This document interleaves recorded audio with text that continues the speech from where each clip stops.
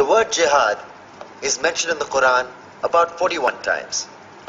The words mercy, peace, and compassion are mentioned about 355 times. Yes, come in. Come on in, Riaz.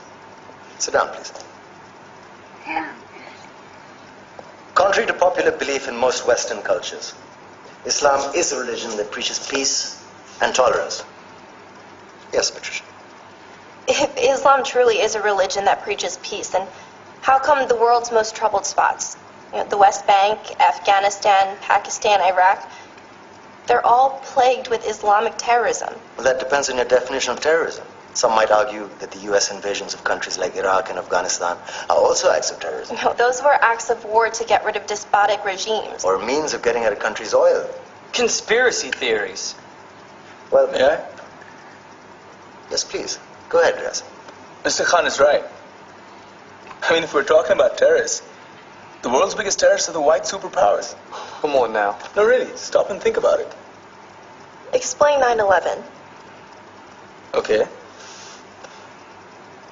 Do you know how many people died in the Twin Towers strike? Around 3,000.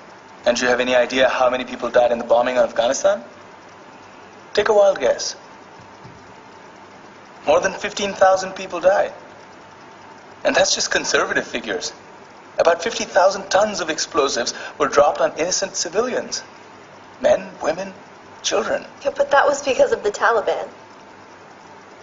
Now that you brought it up, did you know that the Taliban was a creation of the CIA to fight the Russians? Whatever. They were still harboring terrorists. Yeah, right. Terrorists that were never found. Just like the weapons of mass destruction that were never found in Iraq. Do you want to get into the death toll in Iraq? 500,000 civilians and counting. And what do Britain and America say when they don't find these weapons? It's simple. They just say sorry. And still refuse to relinquish control of these countries. What are you trying to say? What I'm trying to say is that just because you're American, wear a fancy suit, and call yourself the president, doesn't make you any less of a terrorist.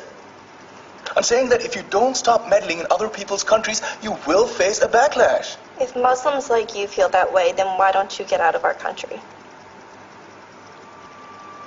We will. As soon as you promise to leave ours.